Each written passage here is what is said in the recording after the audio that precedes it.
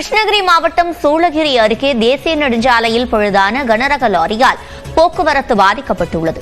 கூடுதல் தகவல்களை நமது செய்தியாளர் தினேஷ்குமாரிடம் கேட்கலாம். தினேஷ்குமார், போக்குவரத்தை சீர் செய்ய நடவடிக்கைகள் எடுக்கப்படுகிறதா?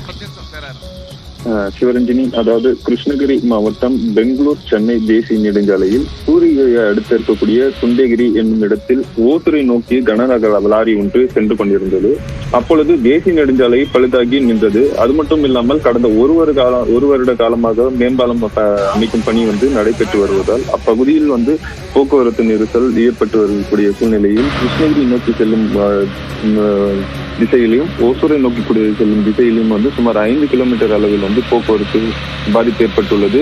சூளகிரி போலீசார் அப்பகுதியில் அந்த வாகனத்தை அப்புறப்படுத்தும் பணியில் மேற்கொண்டு வருகின்றனர். இதனால் வாகன ஓட்டிகள் மிகவும் சிரமத்துக்குள்ளாகின்றனர். சுமார் 5 கிலோமீட்டர் அளவிற்கு நீண்ட வரிசையில் வாகனங்கள் நின்று கொண்டிருக்கிறதால் அப்பகுதியில் போக்குவரத்து நெரிசல் ஏற்பட்டுள்ளது. விவரங்களை வழங்கியமைக்கு நன்றி தினேஷ்.